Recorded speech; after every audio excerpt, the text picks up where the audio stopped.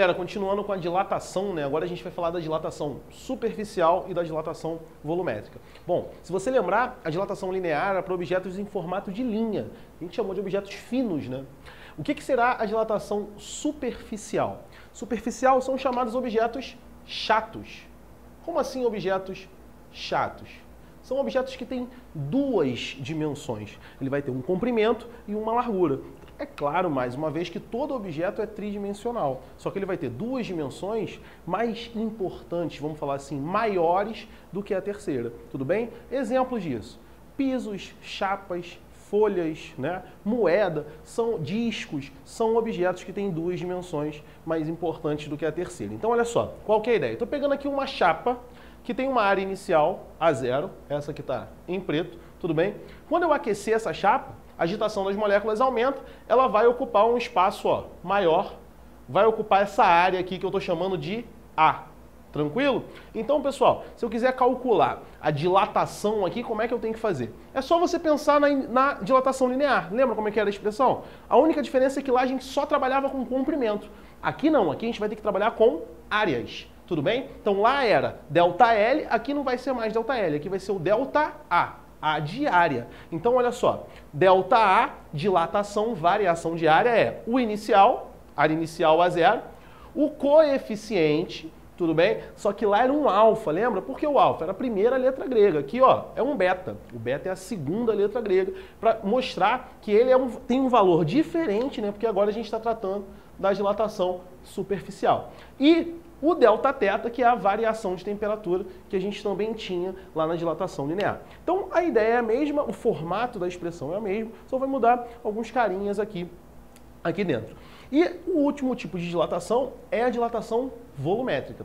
A dilatação volumétrica vai servir para objetos que têm três dimensões, ou seja, para todo o objeto, tá bom? Agora é claro que, na tua questão não vai vir pedindo para tu calcular a dilatação, sei lá, do Gabriel Feitosa, por exemplo. Na tua questão vão vir objetos que saiba calcular o volume. Então são eles: esfera, cubo, né? Objetos que você conhece, tudo bem? Então olha só, aqui eu botei um cilindro, tá bom? Então ele tinha um volume inicial V0. Quando eu esquentar, ele vai ocupar, um volume maior, esse que está em verdinho, que é o volume final. Então é o mesmo papo, você pode até comparar, só que o que era ΔA de área virou ΔV de volume. O que era A0 de área inicial virou V0 de volume inicial. Coeficiente, a diferença é que aqui era para o superficial, aqui vai ser para o volumétrico. E o Δθ continua, que é a variação de temperatura. Então, galera, na hora de dilatação, você não precisa nem ficar lembrando de cada formulazinha dessa, não tem necessidade. Você vai lembrar do aspecto da fórmula, qual é? A dilatação, ela depende de quem? Do inicial, seja comprimento, seja área, seja volume, do coeficiente e da variação de temperatura. Na hora da questão, você vai ver qual é o tipo de dilatação que você vai usar. Se vai ser linear, se vai ser superficial, se vai ser volumétrico. Mas não tem necessidade de ficar gravando três formas. Tudo bem? Agora, uma coisinha que é importante, que às vezes os caras gostam de cobrar isso de você, é a relação entre os coeficientes. Como assim? Às vezes, quando você tem uma questãozinha e o cara quer te dar uma sacaneada, o cara te fala o coeficiente linear, mas pede para você calcular a dilatação volumétrica. Para calcular a dilatação volumétrica, você precisa do coeficiente volumétrico e não do linear. Mas tem uma forma da gente transformar esses coeficientes, tudo bem? Isso aqui, na verdade, é uma aproximação que a gente pode usar, tá bom, galera? Então, olha só. Qual a relação entre os três coeficientes? Só vale para o mesmo material, tá bom?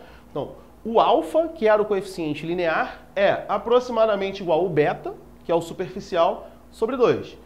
Que é aproximadamente igual ao gama, que é o volumétrico, sobre 3. Mais uma vez, aqui como é que você faz para trabalhar? Olha só, você só vai passar de um para outro, né? Então, você vai sempre esquecer um deles. Quer passar do alfa para o beta? Esquece o gama. Então, o alfa é metade do beta.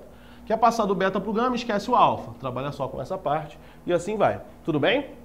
Uma outra coisinha importante, que quando a gente vai tratar com esses dois tipos de dilatação aparece, é quando a gente tem um corpo oco ou um corpo com orifício, né?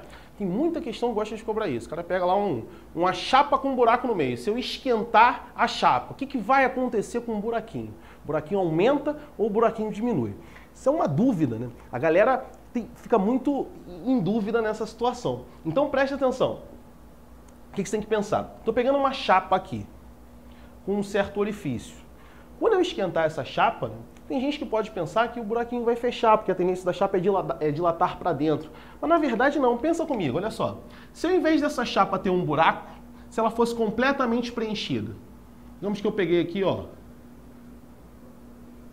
o material que caberia ali dentro. E se eu esquentasse todo mundo ao mesmo tempo, né? O que está fora e o que estaria lá dentro. Os dois não iriam aumentar? Então, ó, esse cara aqui ele teria que aumentar de tamanho. Só que se eles, na verdade, se ele continuasse lá dentro, ele tinha que continuar cabendo nesse orifício, naquela chapa. Então, o que isso quer dizer? Quer dizer que esse orifício ele não pode diminuir, ele tem que o quê? Aumentar. Então, toda vez que eu tiver um corpo oco ou que eu tiver um corpo com buraco, se eu aquecer o buraquinho sempre vai o quê, pessoal? Aumentar. É isso, galera.